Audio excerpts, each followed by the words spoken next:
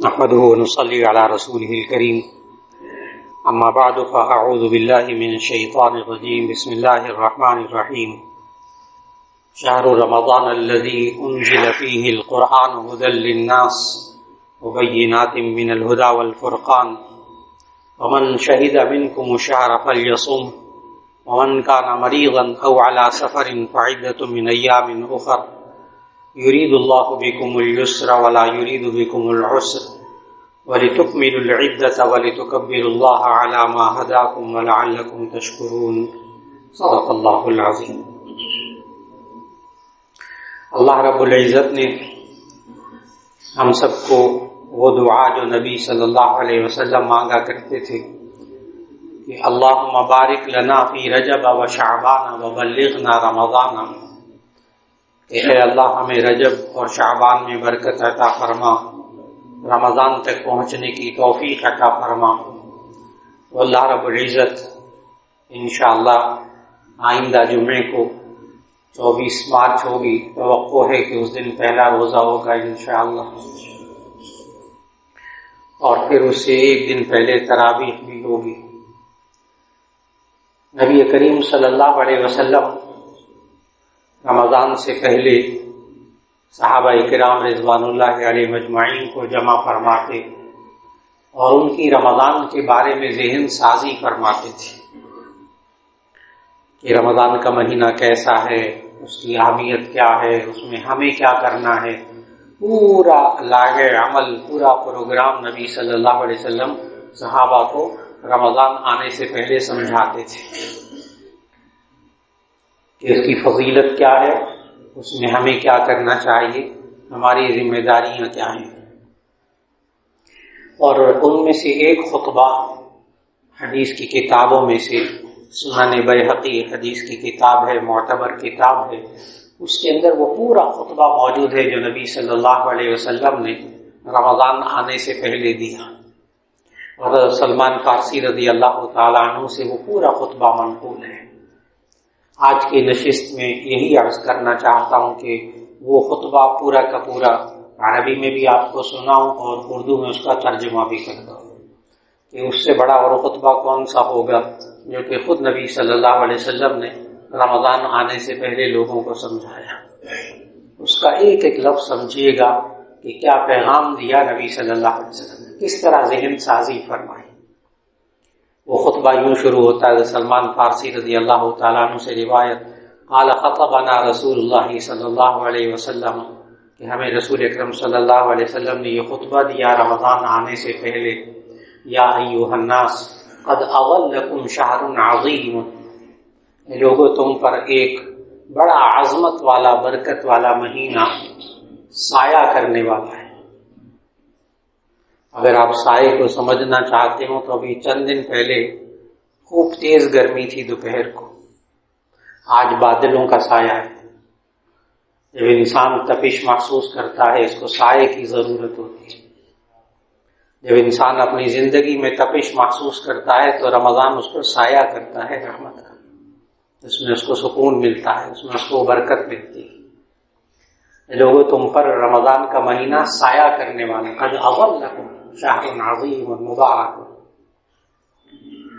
پھر فرمایا کہ شہر الصبر و شہر المواسات، کہ یہ مہینہ صبر کا مہینہ ہے اور دکھ درد میں کام آنے کا مہینہ ہے۔ شہر الصبر، صبر کا مہینہ ہے۔ صبر عربی میں کہتے ہیں کہ انسان کو کوئی تکلیف پہنچے، دکھ پہنچے، بھوک اور پیاس لگے اور یہ انسان اس کو برداشت کرے اور اپنی زبان سے کوئی خلاف شرع بات، اللہ اور اس کے رسول صلی اللہ علیہ وسلم کی مرضی کے خلاف بات نہ نکالے، منہ سے اس کو صبر کہتے ہیں۔ تو فرمایا وہ شہر الصبر، یہ صبر کا مہینہ ہے جس میں انسان بھوک اور پیاس برداشت کرتا ہے اور زبان سے اف نہیں کہتا۔ اور پھر فرمایا نبی صلی اللہ علیہ وسلم شہر المواسات، یہ ایک دکھ درد میں کام آنے کا مہینہ ہے۔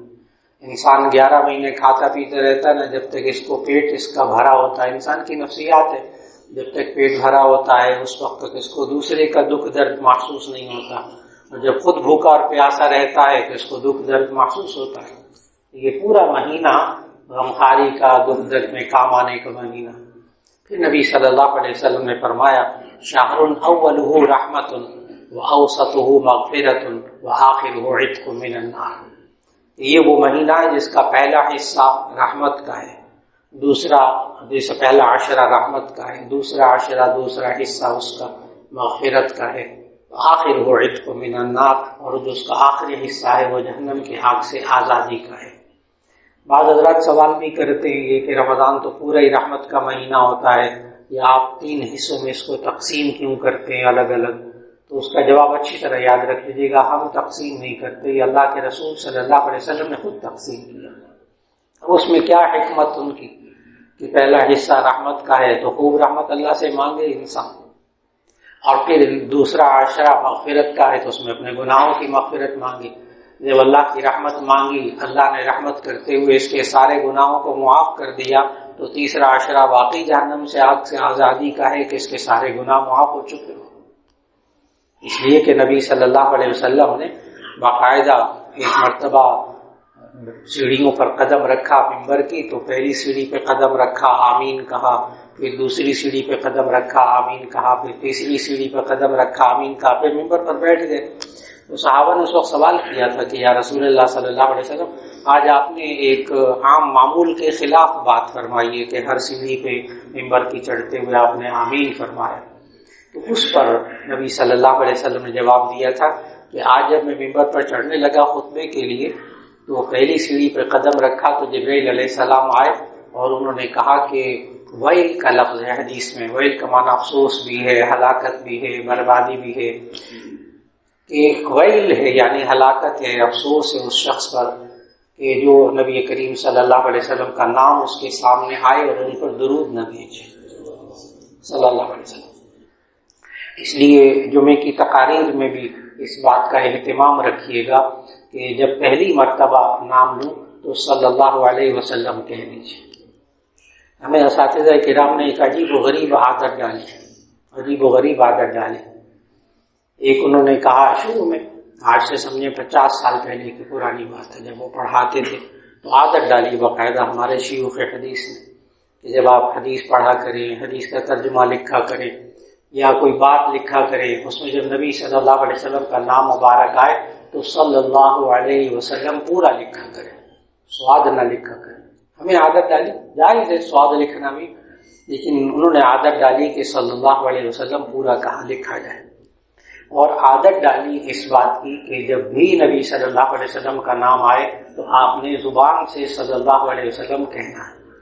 وہ ایسی عادت پڑ گئی کہ پوری بخاری شریف پڑھاتے ہوئے بھی اور ترمذی شریف پڑھاتے ہوئے بھی ایک سبق کے اندر اگر سینکڑوں مرتبہ بھی نبی صلی اللہ علیہ وسلم کا نام آتا ہے نا تو زبان سے صلی اللہ علیہ وسلم نکلتا ہے۔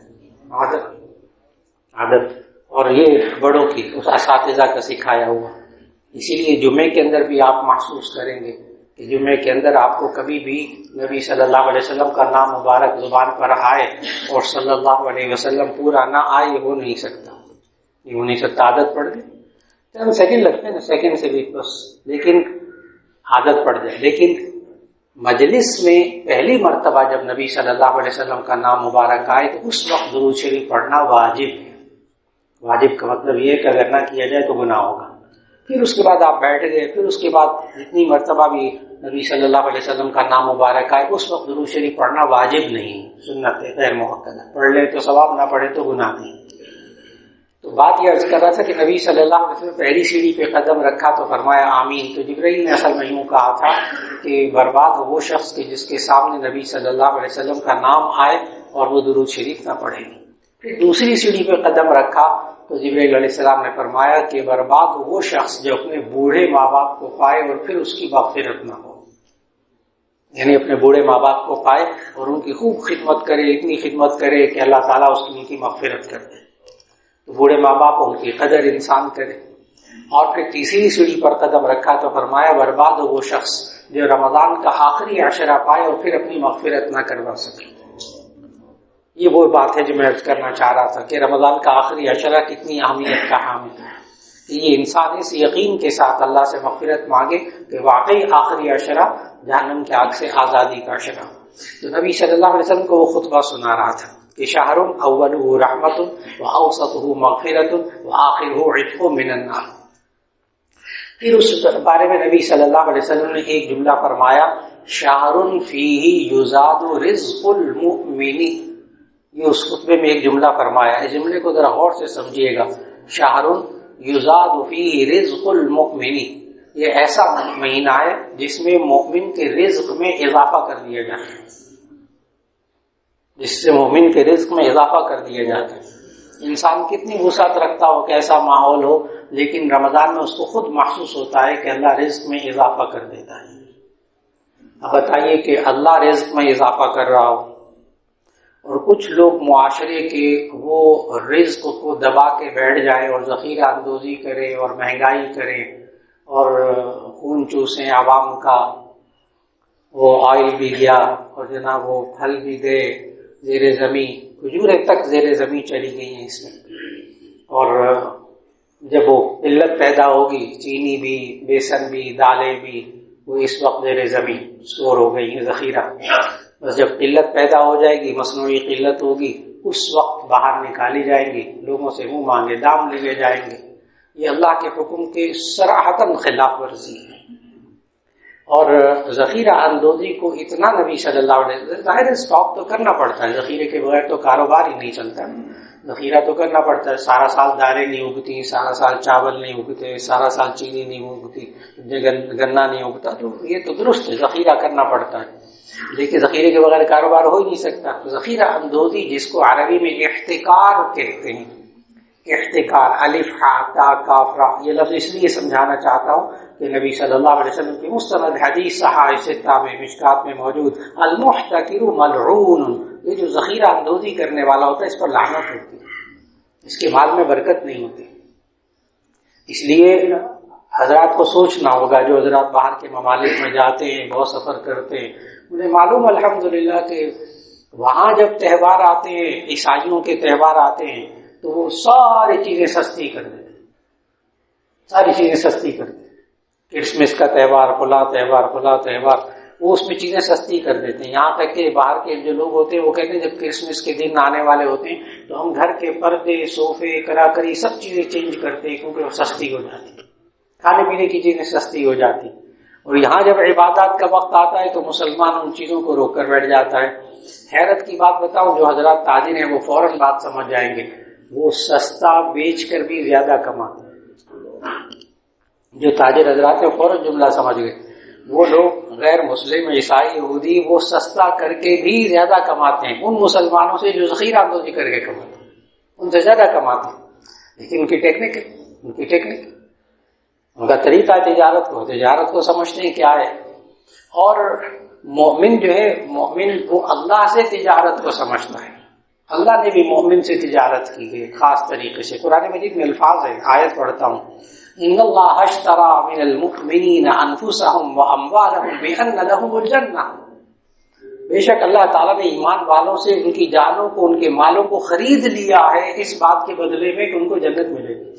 حالانکہ مال بھی اللہ کا ہے، جان بھی اللہ کی، تھوڑی دیر کے لیے دیے بندے کو، لیکن بندہ سمجھے تو صحیح کہ میں اللہ کے ساتھ تجارت کروں گا، اللہ کے ساتھ تجارت کروں گا، کہ اللہ نے خرید لیا ہے ایمان والوں کے مالوں کو اور ان کی جانوں کو اس بات کے بدلے میں کہ ان کو جنت ملے گی۔ کاش کہ رمضان کے مہینے میں لوگ اللہ کے ساتھ یہ والی تجارت کرنے لگ جائیں، کاش، اور یہ مسلمانوں کے ماحول میں سے یہ چیز ختم ہو جائے۔ ہر ملک میں ایسا نہیں ہے، یہ بھی آپ حضرات کو بہت اچھی طرح معلوم ہے، رمضان کے اندر ہر ملک میں ایسا نہیں ہے، خاص طور پر پاکستان کے اندر یہ فضا بنائی جاتی ہے باقاعدہ۔ اور نبی کریم صلی اللہ علیہ وسلم نے فرمایا کہ شہر، اسی خطبے میں، رمضان والے خطبے میں، کہ شہر یزاد فیہ رزق المؤمن، کہ یہ مہینہ ایسا ہے اس میں مومن کے رزق میں اضافہ کیا جاتا ہے۔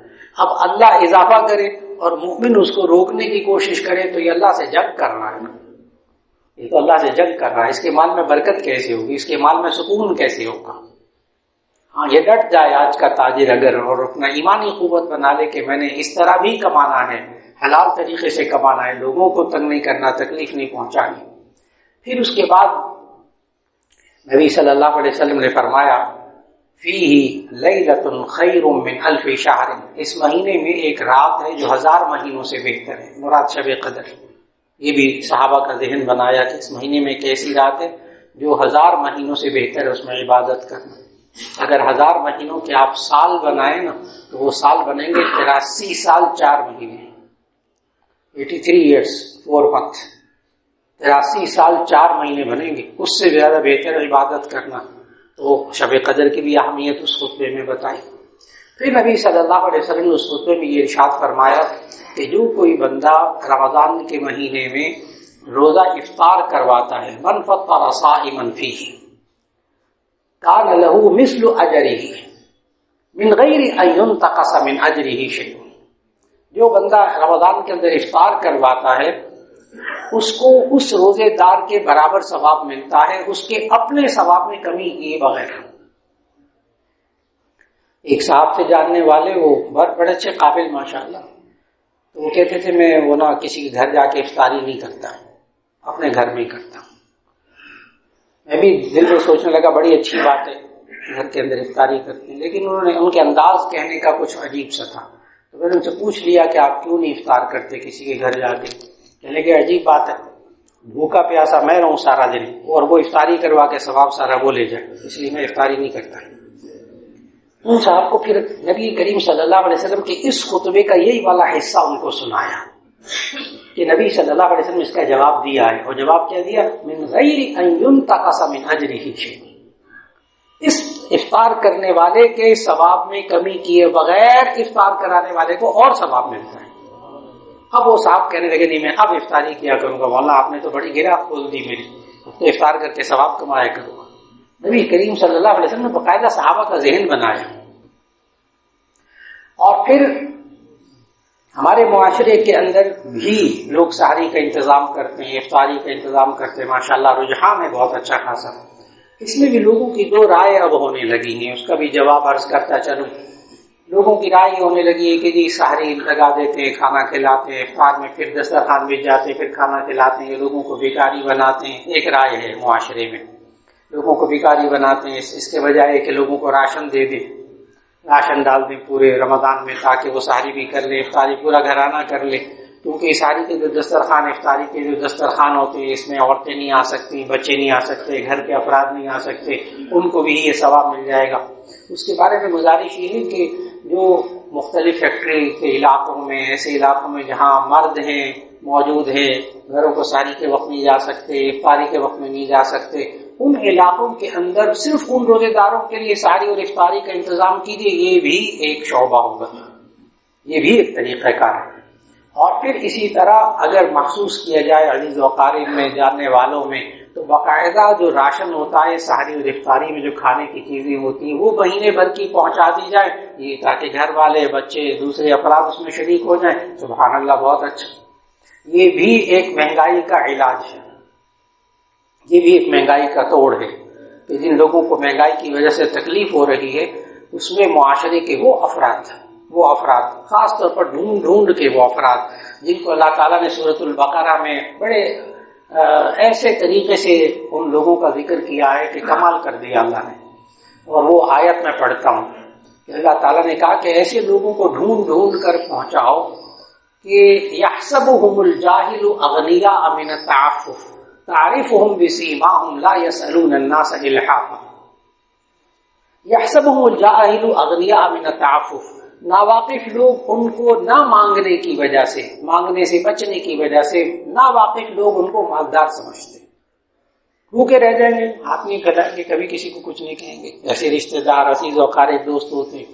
اللہ کہہ رہا ہے یحسبهم الجاہل اغنیاء من التعفف، ناواقف لوگ ان کو نہ مانگنے کی وجہ سے مالدار سمجھتے ہیں۔ تعرفهم بسیماہم لا یسألون الناس الحافا، تم ان کی پیشانیوں سے ان کو پہچان سکتے ہو، وہ لپٹ کر مانگتے نہیں ہیں۔ اب ایسے لوگوں کو معاشرے میں تلاش کرنا بہت اہمیت کا حامل ہے، بہت اہمیت کا حامل۔ اور پھر یہ بھی عرض کرتا چلوں کہ ایسے افراد کی زکوٰۃ سے مدد کرنا، زکوٰۃ سے راشن دینا، یہ بھی بہت اچھا ماحول۔ زکوٰۃ سے راشن کی مدد کرنا بالکل درست، اس کے لیے مستحق ہونے کو دیکھ لیا جائے کہ مستحق کون ہوتا ہے، وہ بھی نبی کریم صلی اللہ علیہ وسلم نے سمجھایا کہ جس کے پاس 200 درہم ہو وہ صاحب نصاب ہوتا ہے. یہ جامع ترمذی کی حدیث. جس بندے کے پاس 200 درہم ہو تو وہ بندہ صاحب نصاب ہوتا ہے. اور 200 درہم کے اگر آپ تولے بنائیں تو یہ 52.5 تولہ چاندی بنتی ہے. 52.5 تولہ چاندی. اور اگر آج کل گرام ہوتے ہیں تو گراموں میں آپ دیکھیں تو 612 گرام چاندی. 612 گرام چاندی. اور اگر آپ درہم کا وزن مقرر کرنے لگے تو ایک درہم ہوتا ہے 3 گرام 62 ملی گرام چاندی. تاکہ میں اپنے روپے تک آنا چاہتا ہوں، تاکہ آپ کو پتہ چلے کس بندے کے پاس کتنے پیسے ہوں تو ہم ان کی زکوٰۃ سے مدد نہیں کر سکتے اور کس کی کر سکتے ہیں. بہت آسان سا اصول حدیث کے مطابق. تو ایک درہم ہوتا ہے 3 گرام 620 ملی گرام کا، لہذا 3 گرام 62 ملی گرام کا. اور 10 درہم کرتے کرتے آپ 200 درہم کا حساب لگا لیجیے تو وہ بنیں گے 612 گرام چاندی. آسان حساب جو آپ حضرات کے ذہنوں میں وہ تولوں کا 52.5 تولہ چاندی. آج کا جو ریٹ ہے نا چاندی کا وہ ہے 2150 روپے کی تولہ. آج کا ریٹ جو چاندی کا ہے مارکیٹ میں وہ 2150 روپے تولہ. اب اس کے اگر آپ کیلکولیٹر ہر ایک کے پاس جیب میں ہوتا ہے موبائل میں، تو اگر آپ اس کو ملٹیپل کریں گے 52.5 سے تو اس کا جواب آئے گا 1,11,385 روپے. 1,11,385 روپے جواب آئے گا قریب قریب. تو یعنی 1,11,000 روپیہ کسی کے پاس موجود ہو الگ سے پڑا ہوا بچت کا تو اس کو آپ زکوٰۃ نہیں دے سکتے.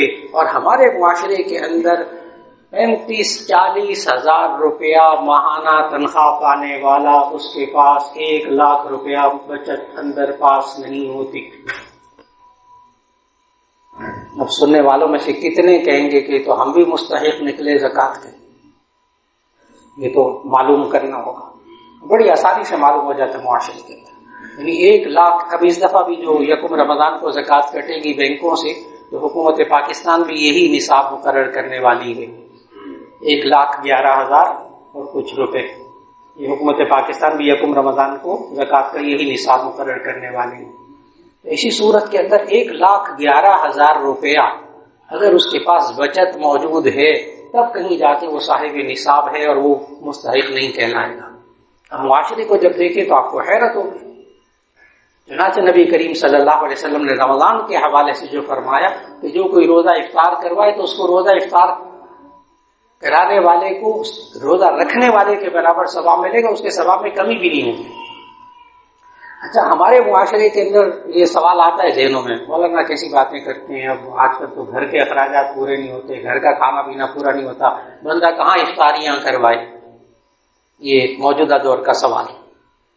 آپ کو حیرت ہوگی کہ یہ والا سوال جو بھی میں نے ذکر کیا ہے کہ اللہ کے پاس اتنی پہنچ نہیں ہوتی کہ افطاریاں کروائے لوگوں کو، اپنا گھر کے اخراجات پورے ہو جائے تو بڑی بات ہے. یہ والا سوال اس خطبے کے وقت میں ایک صحابی نے کر دیا نبی صلی اللہ علیہ وسلم. یہی والا سوال وہ خطبے میں موجود ہے. یہ سوال یا رسول اللہ لیس کلنا نجد ما نفطر به الصائم. اے اللہ کے رسول صلی اللہ علیہ وسلم ہم میں سے ہر ایک کے پاس تو اتنی گنجائش نہیں ہے کہ روزہ افطار کروائے. صحابی نے بھی یہی سوال کر دیا. اس پر نبی صلی اللہ علیہ وسلم نے فرمایا کہ جو کوئی روزہ افطار کروا دے تمرتن بتمرتن او شربتن من ماء، کہ ایک گھونٹ پانی پلا کر یا ایک کھجور کھلا کر بھی اگر وہ افطار کروا دے تب بھی اس کو پورا ثواب ملے گا. ثواب کا معنی ہے. لیکن کہیں وہ صاحب ثروت حضرات جو ماشاءاللہ استعداد رکھتے ہیں وہ کہیں کھجور پانی میں نہ آ جائیں. یہ حدیث سن کر کہ مولانا نے بتا دیا تھا یہ جمعہ میں کہ کھجور اور پانی بس سارا ثواب مل جائے گا، حالانکہ وہ پیٹ بھر کر بھی کھانا کھلا سکتے ہیں. نبی صلی اللہ علیہ وسلم نے اس سوال کا جواب بھی اس خطبے میں دیا. کمال کر دیا، کمال کا خطبہ ہے. نبی صلی اللہ علیہ وسلم نے اس سوال کا جواب بھی دیا کہ کھجور اور پانی، ایک گھونٹ پانی یا پیٹ بھر کر کھانا بھی. اگلا جملہ سنیے گا خطبے کا. نبی صلی اللہ علیہ وسلم نے فرمایا من اشبع صائما، سقاہ اللہ من حوضی لم یظمأ ابدا، او کما قال علیہ الصلوۃ والسلام، جو بندہ کسی روزے دار کو پیٹ بھر کر کھانا کھلا دے، سقاہ اللہ من حوضی، اللہ تعالیٰ اس کو میرے حوض کوثر سے پانی پلائے گا، لم یظمأ ابدا، پھر وہ کبھی پیاس اس کو نہیں لگے گی۔ اب یہ ثواب کمانے کی بھی کوشش ہو سکتی ہے۔ من اشبع صائما، جو بندہ روزے دار کو پیٹ بھر کر کھانا کھلا دے، گنجائش موجود ہو تو یہ والا کام بھی کر لیجیے۔ اور پھر اس خطبے کے آخر میں نبی صلی اللہ علیہ وسلم نے ایک جملہ ارشاد فرمایا تھا، فرمایا من خفف عن مملوکہ خفف اللہ عنہ یوم القیامہ، اور کما قال علیہ السلام۔ یہ اس حدیث کا اور اس خطبے کا آخری جملہ تھا۔ نبی صلی اللہ علیہ وسلم نے فرمایا اپنے خادم، اپنے ملازم جو آپ کے پاس کام کرتے ہیں، خدمت کرتے ہیں، اگر آپ رمضان کے اندر ان کے کاموں میں تھوڑی سی تخفیف کر دیں گے کہ اس نے روزہ رکھا ہوا ہے، اس کی مشقت میں تھوڑی سی کمی کر دوں، خفف اللہ عنہ یوم القیامہ، تو اللہ قیامت کے دن اس کی مشقت میں سے بھی کمی کرے گا۔ یہ ثواب بھی کمائے، یہ بھی نہیں کہ روزہ رکھا ہوا ہے تو کام ہی نہیں کرنا۔ اب یہ بھی حدیث کا مفہوم نہیں ہے کہ روزہ رکھا ہوا ہے تو کام نہیں کرنا، نہیں، کام کیجیے، لیکن آپ کے ہاں جہاں جتنا اختیار چلتا ہو تو روزے دار کے معمولات میں کمی کر لی جائے، اور پھر اس میں قرآن مجید کی رمضان میں خوب تلاوت کی جائے کہ شروع میں آیت پڑھی کہ شہر رمضان الذی انزل فیہ القرآن، اور اس میں ایک التماس کم از کم روزانہ ایک پارہ قرآن مجید، اور ایک اگر لفظ بولوں کہ ڈیٹ وائز پڑھ لیجیے، ڈیٹ وائز، یعنی پہلا روزہ تو پہلا پارہ، 5واں روزہ 5واں پارہ، 10واں روزہ 10واں پارہ، 22واں روزہ تو 22واں پارہ۔ اس میں ہوگا آپ 20-25 منٹ، آدھا گھنٹہ لگے گا، دیکھ کر ذرا اونچی آواز میں ایک پارہ بندہ پڑھ لینا، تو پورے رمضان کے اندر اللہ پورے قرآن کی تلاوت کی توفیق عطا فرما دیتا ہے، جو بس اوقات ہم سے سال میں نہیں ہوتے۔ یہ بڑی رمضان کی برکتیں ہوتی ہیں۔ رمضان میں اپنا شیڈول ایسا بنا لیا جائے کہ کچھ وقت آرام کا، کچھ وقت کام کا، کچھ وقت عبادت کا، اس میں ایک قرآن مجید کا پارہ تلاوت فرما لیجیے۔ اور جو حضرات ماشاءاللہ مطالعہ کر سکتے ہیں، پڑھ سکتے ہیں، تفسیر وغیرہ ترجمہ، وہ پھر آدھا گھنٹہ 1 گھنٹہ لگا کے کسی وقت میں ایک پارے کا ترجمے کا مطالعہ کر لیں، ایک پارے کا ترجمہ اسی تاریخ کے اعتبار سے پورے قرآن مجید کا مطالعہ کرنے کا اللہ ایک رمضان میں توفیق عطا فرما دے۔ کر کے دیکھنے کی بات ہے، بہت آسان۔ اور پھر اگر وقت ملے تو اس کی تفسیر بھی اس پارے کی تھوڑی سی دیکھ لی جائے، جتنی باتیں سمجھ میں آ جائیں، اکثر باتیں سمجھ میں آ جاتی ہیں، چند مقام ہوتے ہیں جو مشکل ہوتے ہیں، وہ بعد میں علماء سے پوچھ لیے جائیں۔ ایک تو یہ گزارش۔ پھر اسی طرح جہاں درس ہوتا ہو وہاں کوشش کریں کہ قرآن مجید کا درس ہو رہا ہے، دین کی بات ہو رہی ہے، وہ سنیں بیٹھ کر۔ اس وقت رمضان میں ایک ماحول بنا ہوتا ہے، بڑا دل پر اثر ہوتا ہے ان باتوں کا۔ یہاں پہ بھی الحمدللہ اللہ تعالیٰ جامع مسجد کی انتظامیہ کو جزائے خیر عطا فرمائے۔ سال سے کئی سال سے الحمدللہ 20-22 سال سے 23 سال سے یہاں ہر رمضان میں فجر کے بعد چند منٹ، بس 15-16 منٹ کا درس ہوتا ہے، اور اس میں اللہ توفیق دیتا ہے کہ ہر رمضان میں صرف فجر کی نماز کے بعد ایک سورت کا درس پورے رمضان میں مکمل ہوتا ہے۔ اور وہ چلتے چلتے گزشتہ سال سورہ نور کا درس تھا، پورے رمضان میں اللہ نے مکمل کرنے کی توفیق دی۔ اس سال انشاءاللہ سورہ فرقان، سورہ نور کے فوراً بعد سورہ فرقان آ رہی ہے، اس سال سورہ فرقان کا پورا درس ہوگا انشاءاللہ پورے رمضان میں، بس روزانہ 15-16 منٹ، بس اتنا فجر کے بعد۔ اور انتظامیہ کے ہدایت مجھے دی کہ یہ اعلان بھی کر دیا جائے کہ انشاءاللہ یہاں جو فجر کی نماز ہے اس کا آسان سا وقت ہے، بس کہ جب روزہ بند ہو، اذان ہو جائے، سحری کا وقت ختم ہو جائے، اس کے ٹھیک 20 منٹ بعد جماعت کھڑی ہو جاتی ہے، تقریباً یہ والا وقت ہوتا ہے۔ یہ بڑی آسان بات، اس سے یہ ہوتا ہے کہ انسان سحری کھاتے ساتھ فوراً، عام دنوں میں ذرا تاخیر سے ہوتی فجر کی نماز، لیکن ان دنوں میں ذرا جلدی ہو جاتی تاکہ سحری کھا کے انسان مسجد میں آئے، نماز پڑھے، درس سنے، بعد میں آرام جو بھی کرنا ہو، جو صورت و ترتیب بنا لے۔ تو اللہ تعالیٰ ہمیں مسجد میں قرآن مجید کا درس سننے کی بھی توفیق عطا فرمائے، تراویح پڑھنے کی بھی توفیق عطا فرمائے، روزہ رکھنے کی توفیق عطا فرمائے، اور اللہ ان برکتوں اور رحمتوں کو سمیٹنے کی توفیق عطا فرما دے۔ وآخر دعوانا الحمدللہ رب العالمین۔